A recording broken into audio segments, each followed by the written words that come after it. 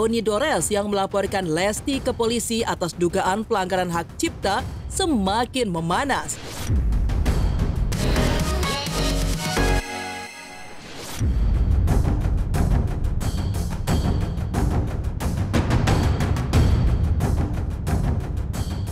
Pemirsa Silet, kasus antara pencipta lagu Yoni Dores yang melaporkan Lesti ke polisi atas dugaan pelanggaran hak cipta semakin memanas.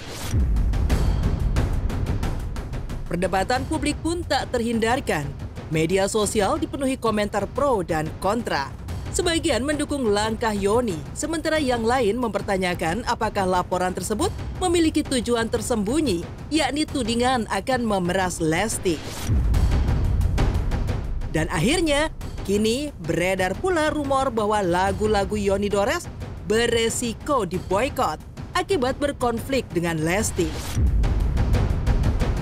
Spekulasi pun semakin liar, memunculkan berbagai dugaan bahwa Yoni ingin memeras Lesti. Namun di tengah pusaran isu yang beredar, Yoni akhirnya buka suara.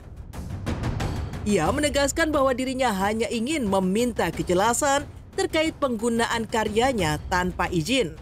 Awalnya sih sebetulnya saya nggak ada lah niat-niat sampai ke Polda gitu kan. Karena saya memang udah tunggu bertonton pengen tahu dan konfirmasi dari Lesti atas pemakaian lagu ya. Pemakaian lagu yang tidak ada izin ke saya, tidak ada konfirmasi. Di samping pemakaian lagu tidak ada lisensi dari saya maupun publisher. Nama saya pun nggak ditulis. Kalau tanggapan sampai saat ini belum ada tanggapan. Ada tanggapan yang di medsos yang kita baca. Mereka juga mengikuti proses dan menghormati keputusan. Itu aja, keputusan pelapor.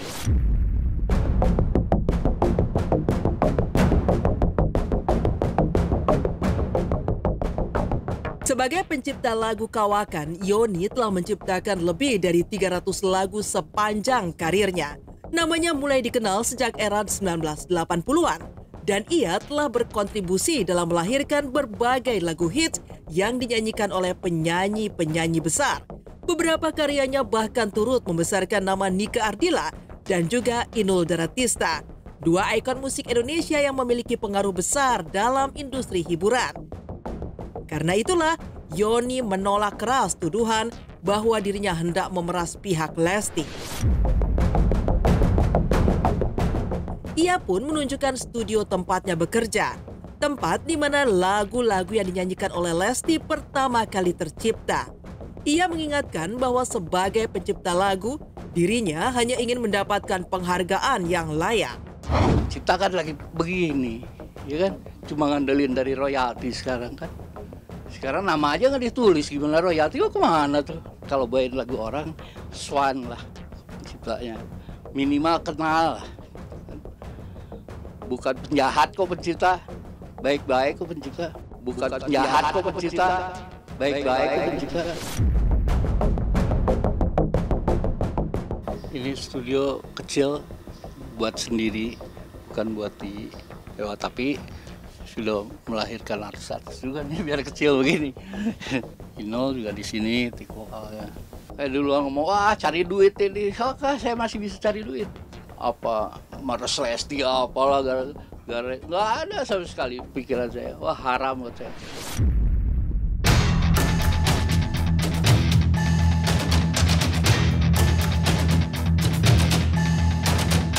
Di tengah panasnya kasus hukum yang menjeratnya seolah tak ambil pusing, Lesti Kejora tampak memilih menikmati waktu bersama keluarga di Liverpool, Inggris. Lesti dan Bilar berbelanja berbagai merchandise klub kesayangan sang suami Rizky Bilar, serta menikmati kuliner halal di tengah cuaca dingin.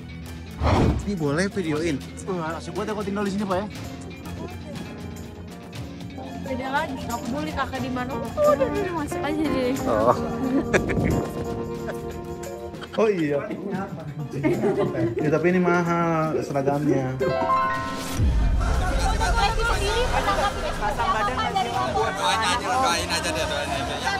Pokoknya doa terbaik buat adik saya, penyanyi dangdut terbaik, penyanyi wanita bersuara luar biasa, Masya Allah. Pokoknya insya Allah nanti ada derajat yang lebih tinggi buat Dede Lesti. Semangat, sehat selalu, berkah selalu.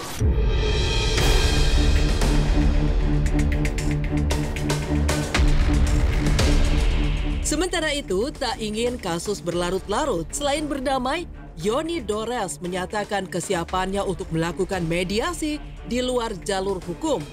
Langkah tersebut diharapkan bisa menjadi titik temu bagi kedua belah pihak, sekaligus meredakan ketegangan yang telah menjadi perbincangan hangat di publik.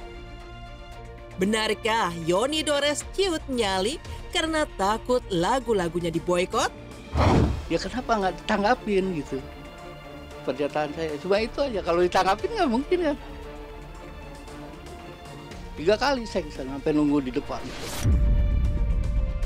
Saya lebih baik berdamai daripada masuk ke meja persidangan, meja hijau. Silakan aja, memang kalau memang harus diboykot silakan. Saya kan bukan yang punya TV, ya kan, silakan aja. Saya hanya punya Tuhan. Menurut pasal 23 Undang-Undang Hak Cipta itu, setiap orang dapat menggunakan lagu tanpa minta izin kepada pencipta, sepanjang membayar imbalan kepada. 3 tahun ya alhamdulillah lah, banyak pelajaran, banyak pengalaman yang kita dapat. Ya ngobrol berdua, ngobrol baik-baik gitu. Ya diselesaikan dengan baik lah.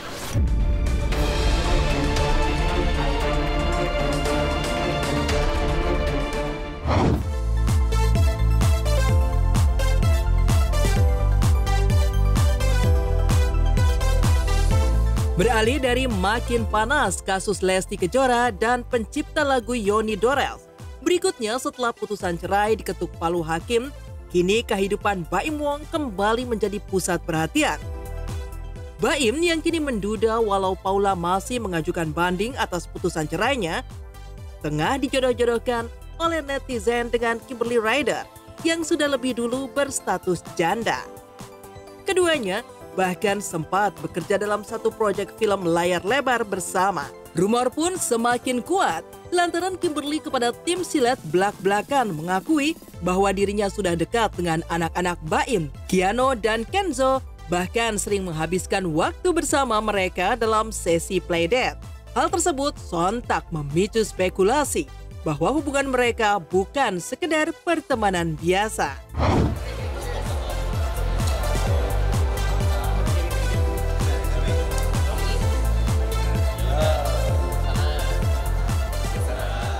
Ya pokoknya aku sama Kak Baim kan kita ya udah temen gitu. Emang udah lama sih, udah lama banget kita temenan.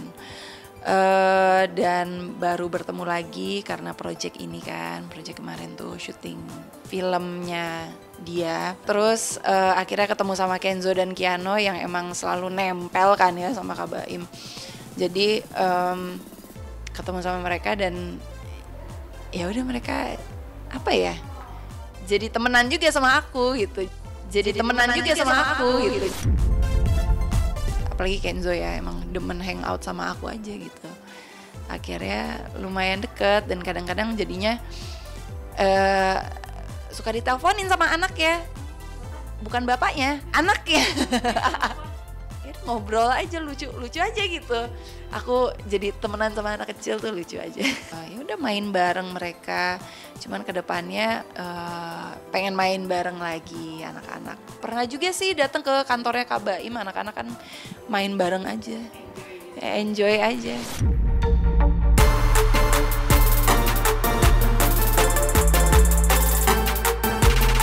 Tak butuh waktu lama, kabar itu pun akhirnya sampai ke telinga Paula Verhoeven. Lantas, bagaimana reaksi Paula mendengar ucapan Kimberly bahwa Kiano dan Kenzo sudah sangat dekat dengan Kimberly? Juga kabar kedekatan Baim dan Kimberly?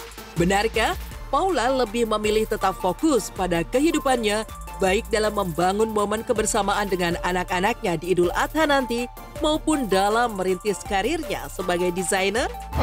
Hai pemirsa, saya Paula Velven dan juga teman aku Tia. Kita lagi ada di Indonesia Fashion Week dan ini koleksi kali ini Idul Adha adalah bunga-bunga. Ini yang kayak aku pakai ini ada yang dress. Kak, mengenai ini ada tanggapan nggak mengenai anak-anak deket sama Kimberly katanya sampai teleponan segala macam. Ada komentar ya tanggapan dari Kak Kimberly? Mungkin Kak Kimberly gimana? Mas? Lucu banget Mas. Iya, ke semuanya juga, temenan juga. Kasih lah.